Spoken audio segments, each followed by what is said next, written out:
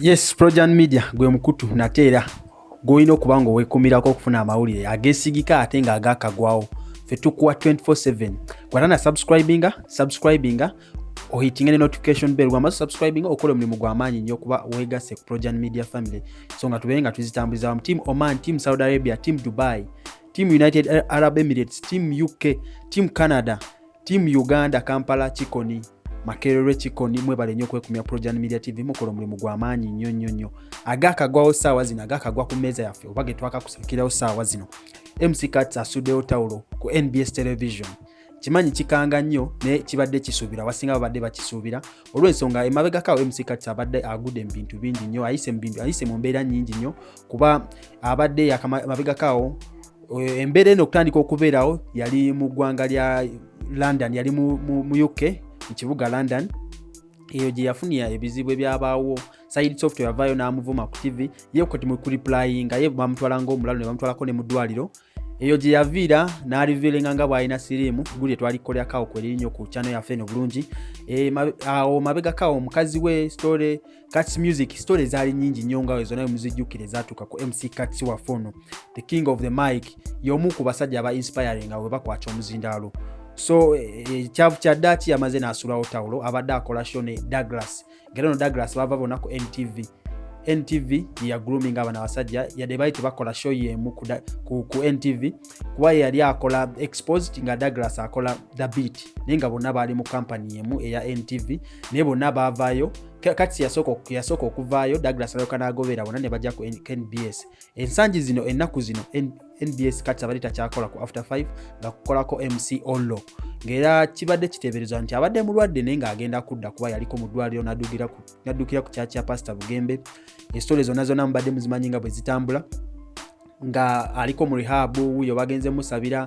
ayagala kubeera ne mukazi we ne Pastor Bugembe n'avaayo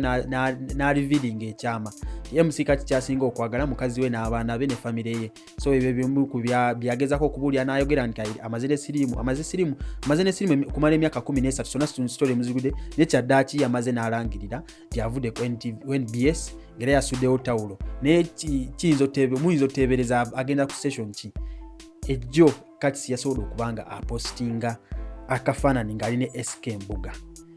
Abatamanyi SK Mbuga yo gwe baali basibira e Dubai olw'emisango gy'obukumpanya nga omu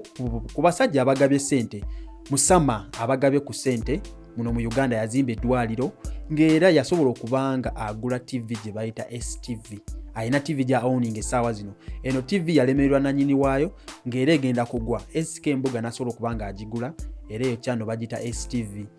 Cuts yapostinze mu bigambo bye. Big man yakubisiza ka selfie ne SK Mbuga n'apostingako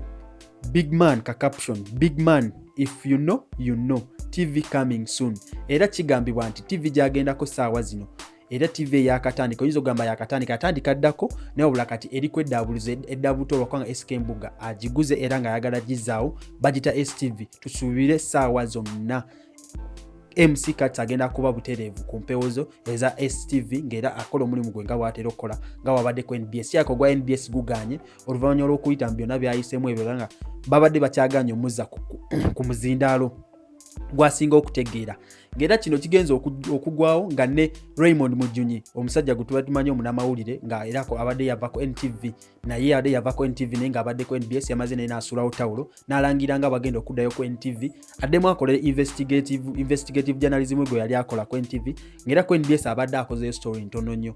Kinajjukira ono Raymond Mujunyi story gyakozeeko ey'amaanyi era ffe gye tumanyi investigative gye yakola ya exposinga sex scandals ezaali e Makerere University. Gwatana subscribinga okola nsobiri amaanyi nnyo subscribinga likinga commentinga kyonna ekinaaba kyeyongeddeyo ku SK Mbuga ne MC Cuts ng'ekifaananyi bw'okirabaawo ngenda kuba nkikutegeeza no butereevu STV eri mu kkubo ejja yadde kweryoledde ku mpewo ne ejja ne MC Cuts nga mpya ttuku weebale nnyo okwekumya Projan Media TV subscribinga likinga commentinga.